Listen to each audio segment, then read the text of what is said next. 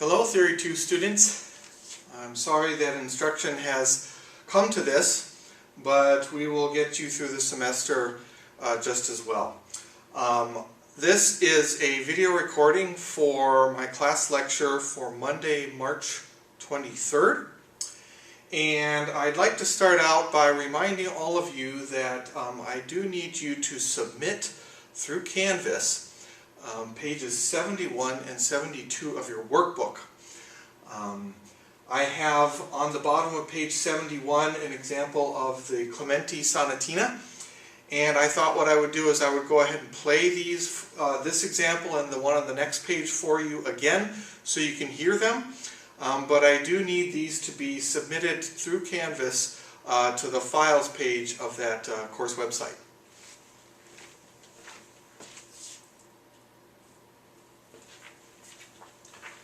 So first I'll do the Clementi Sonatina.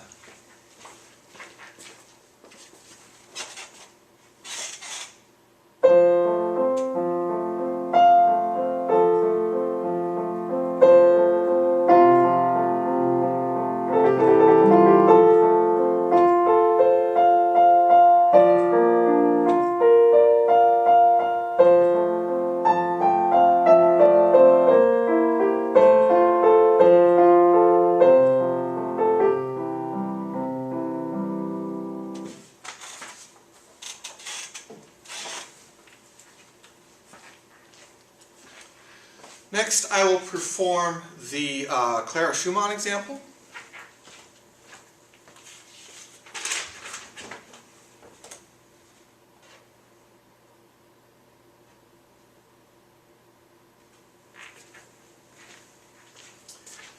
And you can see here it is in E minor.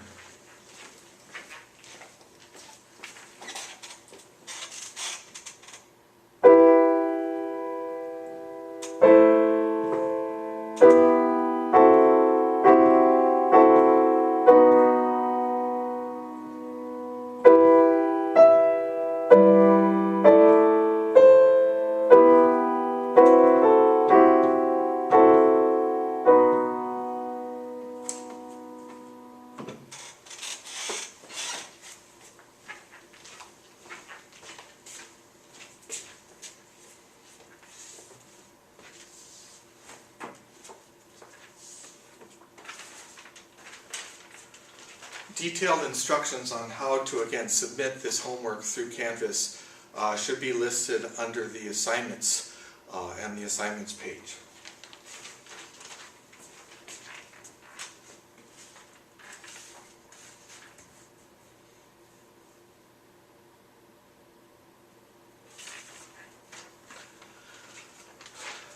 So for this lecture, I have scheduled for myself and for you all basically that what we will do is we will review a little bit about transposition, since it's been many weeks since we've talked about that.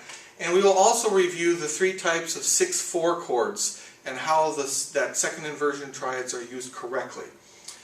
So what I've got for you is I've got a handout, in-class handout, that I have entitled Transposition and 6/4 Chords Handout.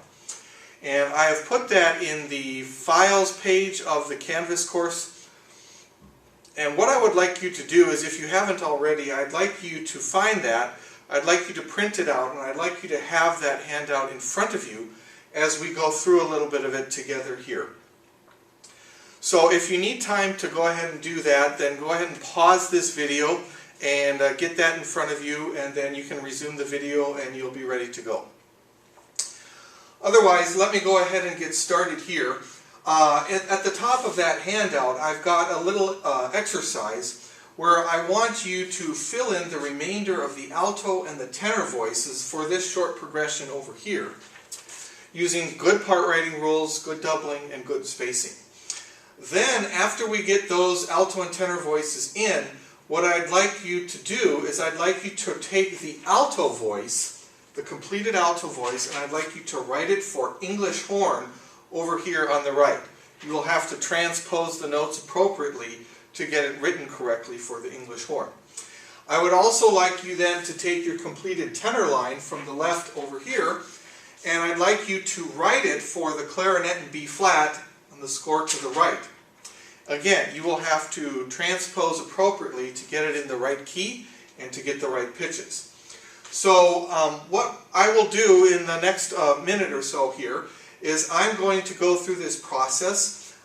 Once I get the voices written in here, then I'm going to transpose the pitches and the keys for the English horn and the clarinet in B flat, so I can get a performing type of score, or a score that's transposed so any English horn player or clarinet and B flat player could read these notes and play it with the flute and the bassoon. So again, if you want to take the time to complete this step, go ahead and pause this video, and you can resume the video once you are ready to go, and you can see how I go through this, and you can compare your answer with mine.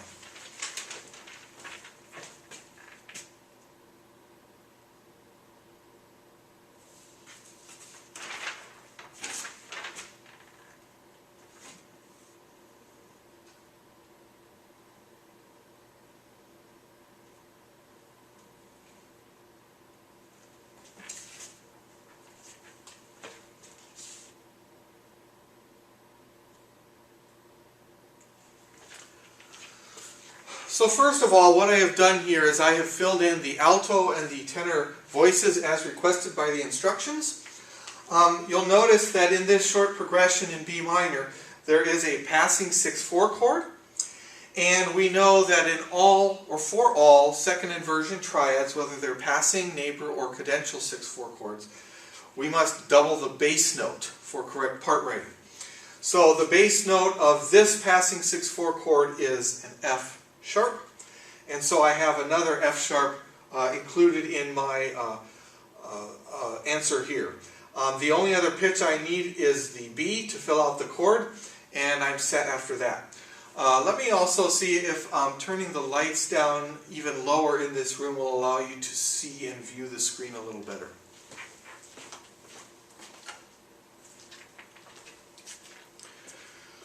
I will review this in a few minutes, but remember that the passing 6/4 is characterized by stepwise motion in the bass voice, a 3-note stepwise figure, the middle note of which is harmonized by a triad in second inversion.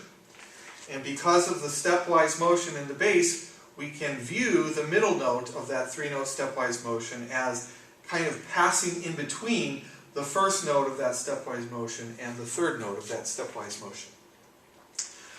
Just a few other things to finish off the part writing. Again, looking at the notes that I need for the 4 chord, in an E, G, B chord, I still need a G and I need a B, so I put those in. And for the 5 chord, it looks like, can't tell if I gave you the A sharp or not, but you definitely need an F sharp in the alto, and that will complete the part writing for all the voices.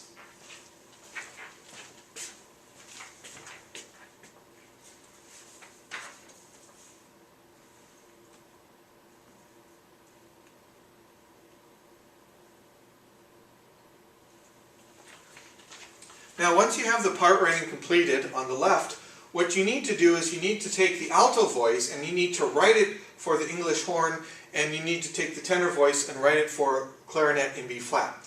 Now, the original key off to the left that we just part wrote is the key of B minor. And we should know now that to write for an English horn, we need to take actual sound and we need to go up a perfect fifth in order to write the correct notes in the correct key for an English horn player to read. So, if we think of the original key of B minor, the actual sounding key, and we go up a perfect fifth from B minor, we should get the key of F sharp minor. And that key has 3 sharps in its key signature. So you would go ahead and enter 3 sharps in the space for the key signature for the English horn.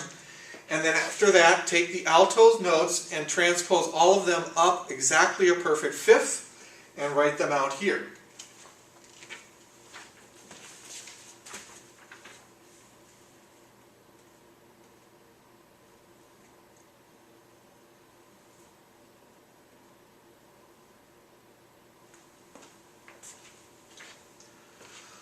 What you should have is you should have 3 sharps in your key signature for the English horn, and then you should have the notes C sharp, B, C sharp, D, and C sharp.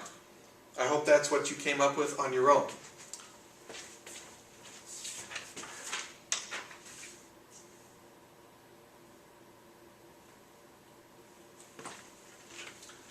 Now, for the clarinet in B flat part, we're going to again take the original sounding key, the actual sound and its notes, but this time we're going to transpose everything up a major second, because in order to write properly for a clarinet in B flat, we need to go up a whole step, or a major second. So let's talk through the key signature quickly. The original key, once again, is B minor. If we go up a major second from the key of B minor, we should get the key of C sharp minor. So you would enter the 4 sharps for C sharp minor into the space for the key signature here. And then you would take all of the notes that are in the tenor voice of the actual sound, part writing example off to the left, and you would move them or transpose them all up a whole step or a major second and write them here.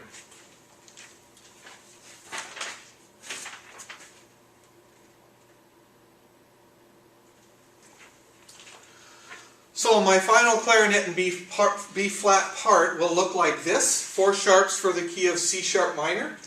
And my notes are going to be C sharp, C sharp, C sharp, C sharp, and B sharp.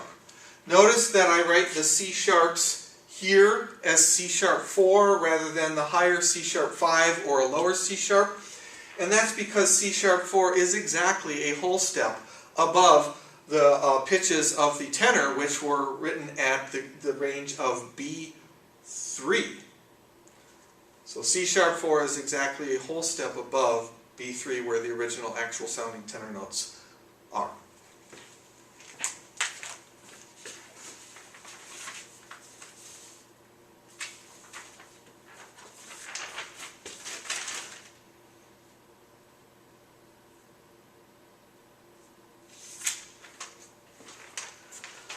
So next I'm going to take several minutes to just briefly summarize and review the 3 types of second inversion triads that we learned about in class before our spring break.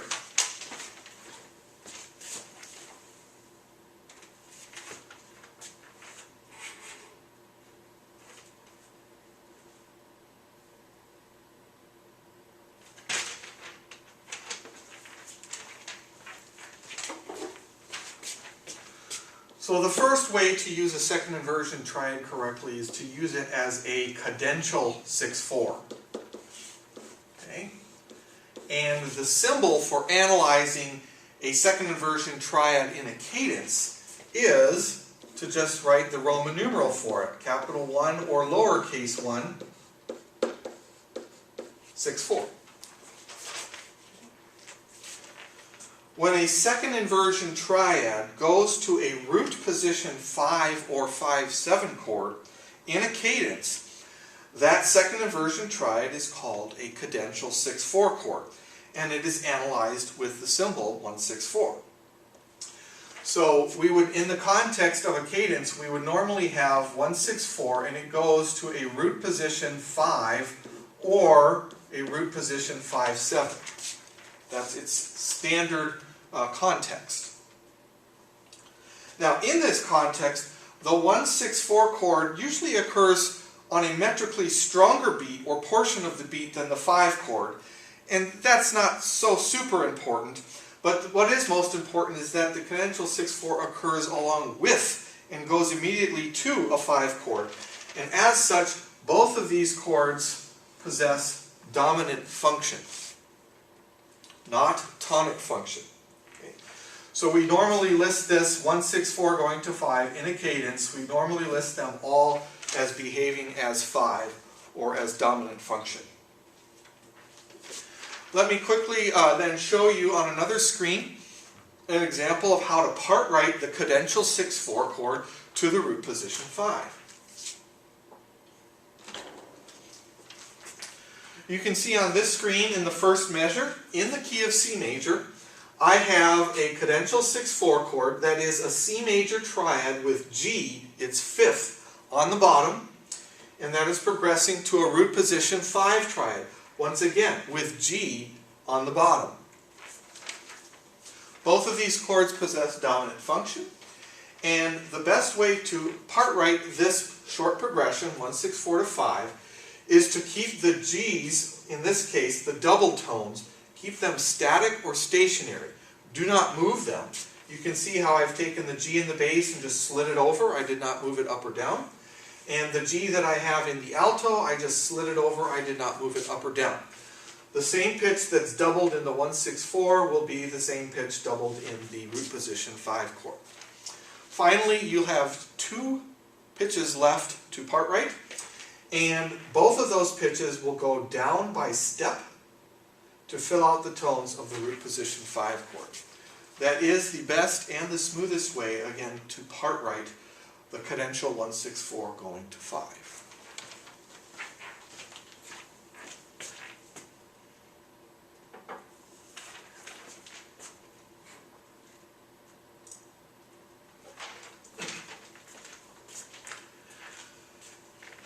Now, when a second inversion triad harmonizes the middle note of a 3-note stepwise figure in the bass, it is called a passing 6-4 chord.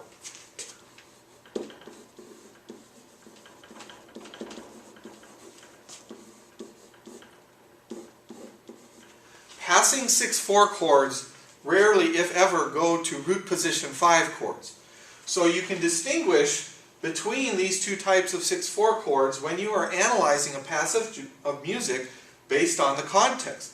What does the second inversion triad go to? Does it go to root position 5 or 5-7, or does it go to something else?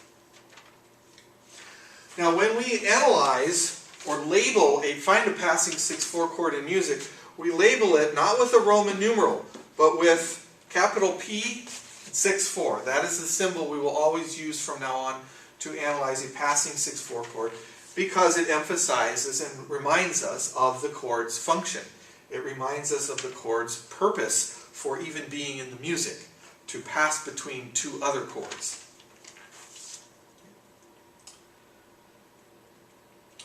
The 3-note stepwise figure that always accompanies a passing 6-4 chord may be ascending or descending. So we could have 3 notes that go up, or we could have 3 notes that go down, surrounding a passing 6-4 chord.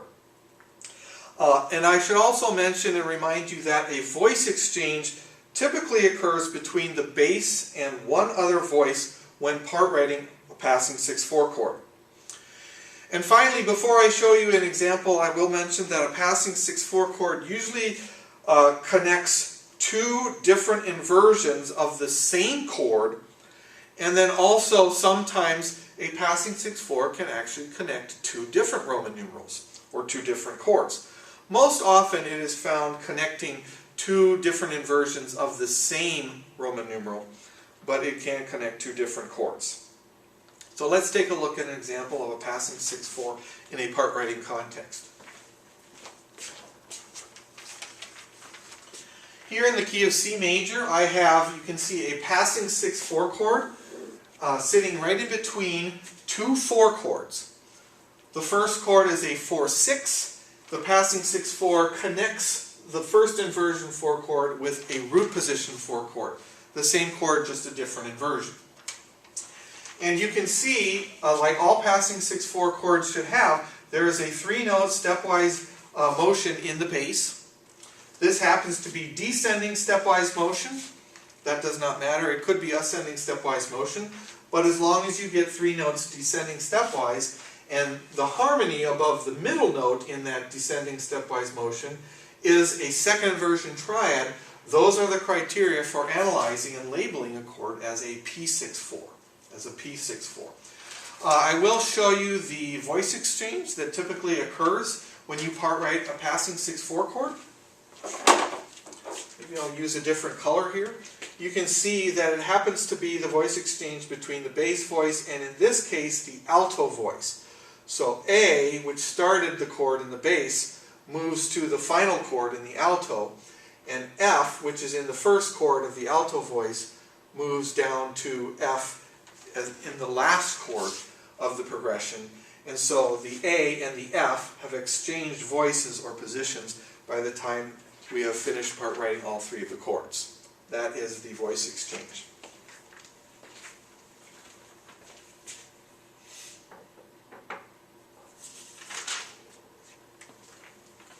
By the way, whenever you part write a passing 6/4 chord, you probably should be able to find a voice exchange between the bass, and one of the upper voices.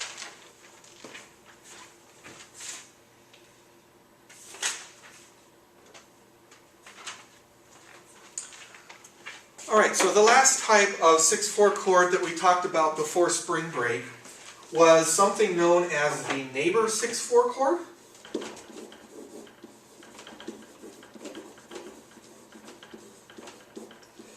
When this is found in a piece of music, it is labeled and analyzed not with a Roman numeral, but with a capital letter, in this case N for neighbor, and then the inversion number is 6/4. Now, when the third and the fifth of a root position triad move up by step and then back down again over a static or stationary bass note, a second inversion triad will result, and that second inversion triad is called the neighbor 6/4 chord. As I said, it is analyzed with the symbol capital N6/4, and the part writing, very similar to the part writing for the passing 6/4, the part writing into and out of the N6/4 is very smooth. It is stepwise. And an N6/4 chord typically has the exact same root position Roman numeral on both sides of it. That is because the bass remains stationary, and all we do is take two notes of the opening root position triad, we move them up by step to get a 6/4 chord over that bass note, and then we move them right back down to go back to the chord we started from. Now, the bass of the chord, the neighbor 6/4, as with any type of 6/4 chord, the bass should be doubled when part writing, and there are no exceptions to that. So let's go ahead and take a look at a short example of a neighbor 6/4 chord. Over here on the right side of the screen, you will be able to see in the key of F major that I have a static or stationary bass. I have, in other words, F in the bass for every single one of these chords. And I have neighbor motion not in the bass. That's not where it's found for a neighbor 6/4 chord. It's found in two of the upper voices. I have neighbor motion found, in this case, in the tenor voice. You see how it goes up by step and then back down by step. And I also have neighbor motion in the soprano voice, up by step and back down by step. So again, the bass will remain stationary or static for a neighbor 6/4 chord. Any two of the upper voices will have a step up and then a step back down to produce the neighbor motion. You will also notice in this part writing example that I do have the bass of my second inversion triad, in this case the F, I do have it doubled. There are two Fs. So at this point, what I'd like to do is I'd like to play these two examples for you, and then after that I'll play the passing 6/4 example on the other screen so you can hear how these sound.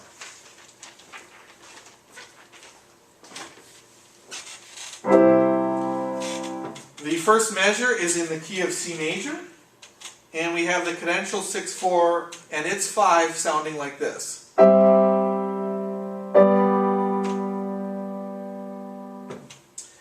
In the next measure, we're in the key of F major, and I will play the three chords there, including the neighbor 6/4. It sounds like this.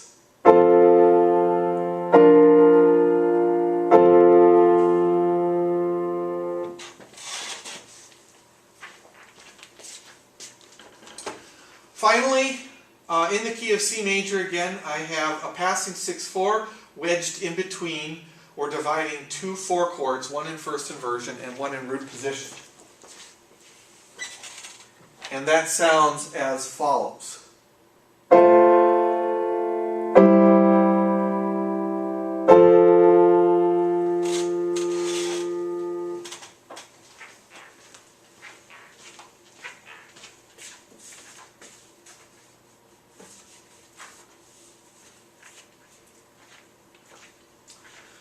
Okay, now with that review of 6/4 chords taken care of, I'm going to go back to the handout that I wanted you to have in front of you and look at the bottom half of that handout, and we'll do a quick analysis together after I play the example for you and see if we can find any second inversion triads, and if we do, see if we can analyze them or label them appropriately as to what type they are: cadential, passing, or neighbor.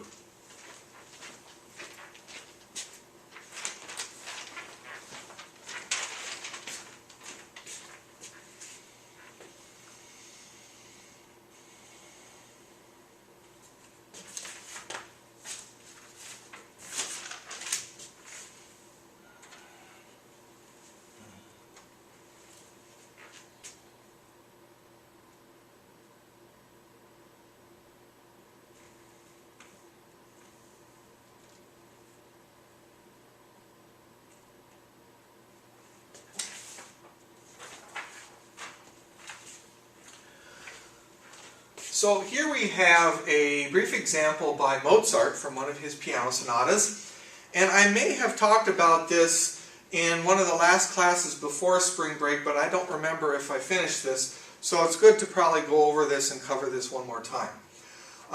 This passage is in the key of G minor, and what I will do is I will play this for you first, and I'm going to actually need to turn one of the lights on so I can see what I'm reading and what I'm playing. And then we'll go ahead and see if we can do some analysis of the chords.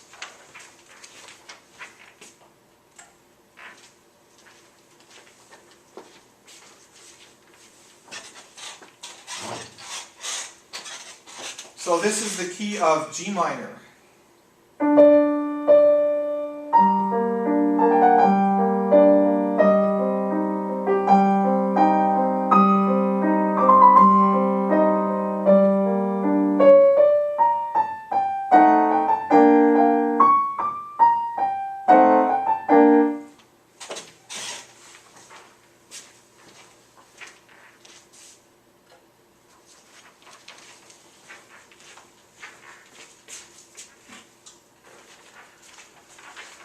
Now, if you want to go through this analysis on your own before I cover the answers here, now would be a good time to stop or pause the video until you've got what you think is a good analysis, and then check it against the answers that I'll be putting up here in a matter of moments.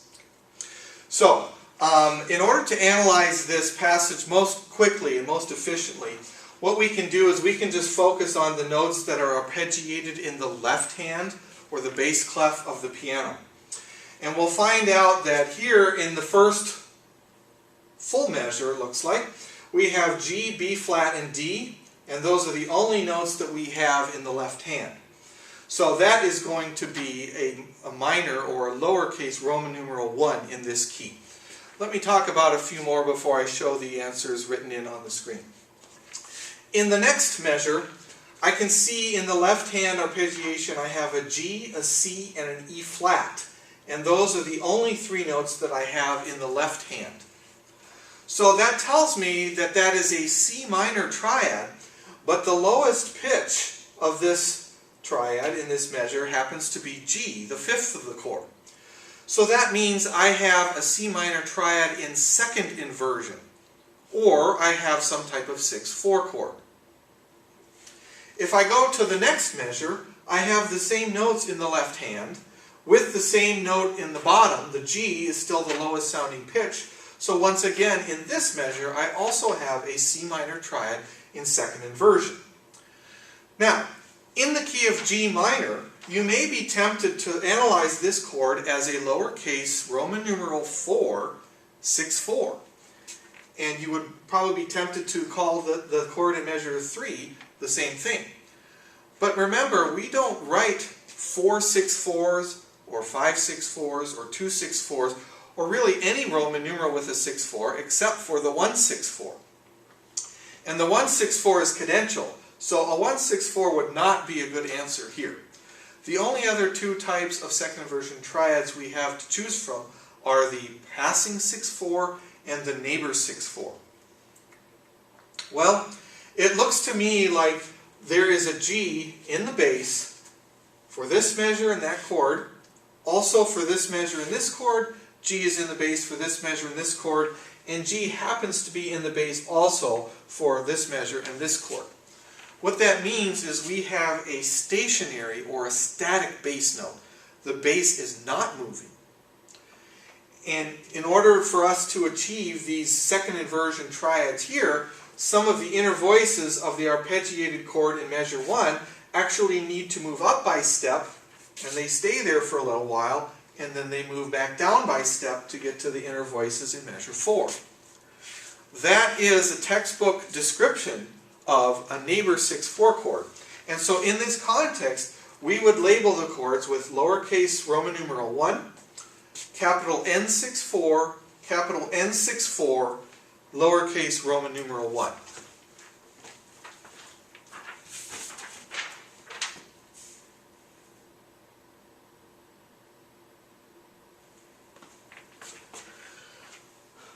So you should be able to see how I have analyzed this passage. I know I didn't get to the last 4 chords, but these, if you already did the analysis yourself, we're not focusing on these this unit, but there happens to be 7 fully diminished in first inversion, 6/5, and a first inversion 1, followed by another first inversion 7 fully diminished 7, which is 6/5 inversion, followed by another first inversion 1 chord.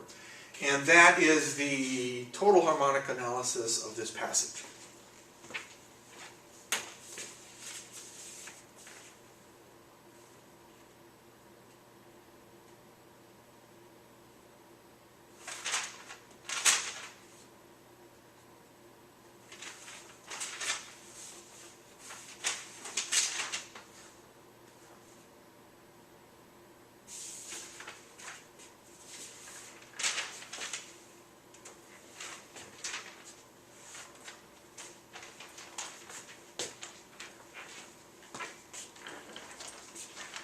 This concludes our review of the 3 types, correct uses of triads in second inversion. Please remember there are no exceptions, but you double the bass in every one of these second inversion triads. So for cadential 6/4 chords, when you part write them, you double the bass note of that 6/4 chord. When you part write passing 6/4 chords, you double the bass note of that 6/4 chord. And when you part write neighbor 6/4 chords, you also double the bass of that 6/4 chord as well.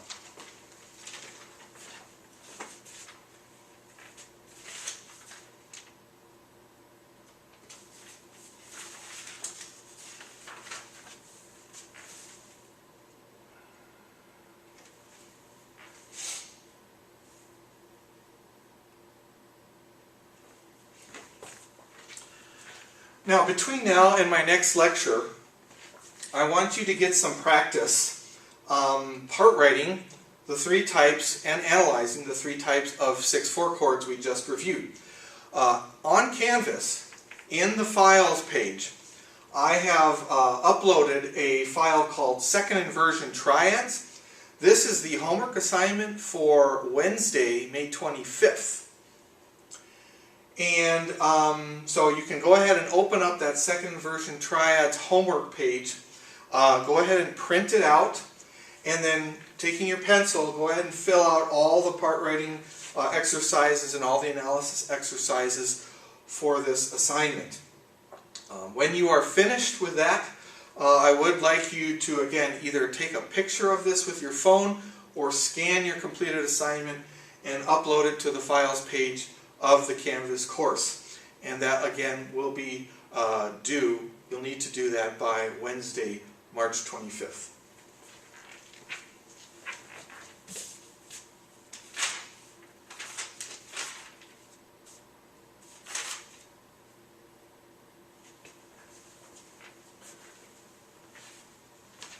So if you are all here, and now would be an excellent time that I would ask for questions, and perhaps you do have some questions still. I encourage you to email me with any questions you may have. I'll do my best to respond to those emails in a timely manner and get your questions resolved and answered. Otherwise, please do not forget about the workbook page 71 and 72 that you need to upload to Canvas. And that concludes this lecture for today, and I'll see you around next time.